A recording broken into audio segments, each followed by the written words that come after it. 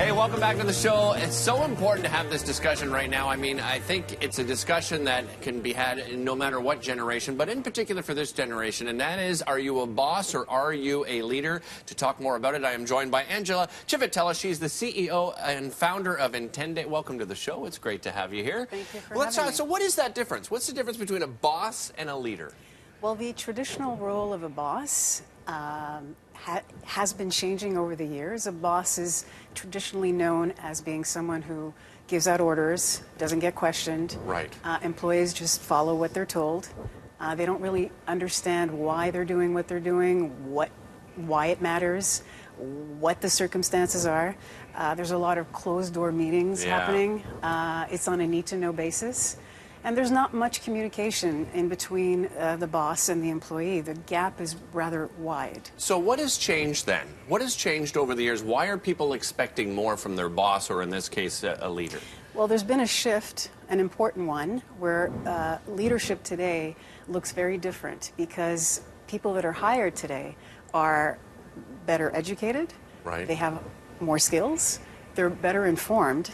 And so when they get hired, first of all, the title of employees also changed. They're no longer regarded as employees. They're really regarded as team members. Okay. And that's how they want to be treated. Right. So when they do enter an organization, a leader has the responsibility of making them feel that they are part of a community, that they're collaborating, that they're part of the solution, that they're ambassadors for the business that they work for. So how does a leader go about doing that? A leader essentially needs to, first of all, determine what type of leadership style they want to apply to their business.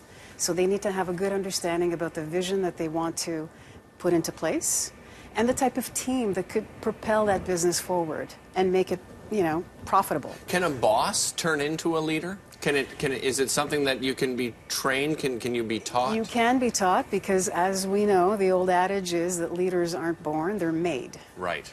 So a boss thinks they know better and do better, but in essence, when they fall into the notion of leadership, that's when they realize that they actually become partners with the people that work in the business alongside them.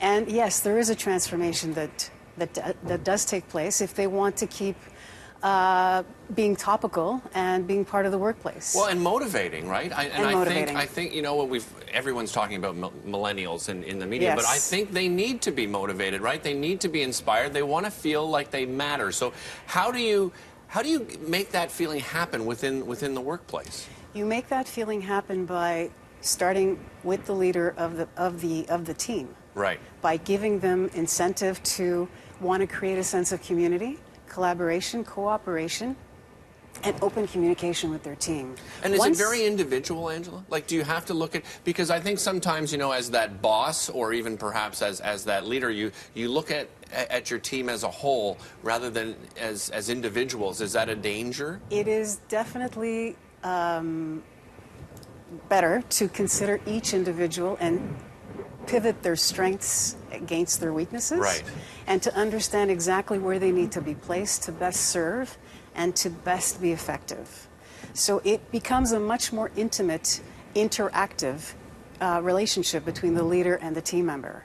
And I'm getting I think you have to show that you actually care about this person, right? That you care about the lifestyle that they want, right? Because I think today's team member, right, is looking for more balance, right? They don't want to do this, listen, my dad worked, 16, 17 hours a day at one point, and I don't think people want that anymore, right? They don't. And what they do want is that they want to matter.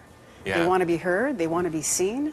They want to be a participant in whatever activity is going on in the business. And you'll get them on a different gear if you make them feel that way. If you empower them, if you make them feel that they are purposeful and that their input for you is important, and more importantly, that you put into action whatever input they give you, that creates a beautiful synergy between the leader and the team member.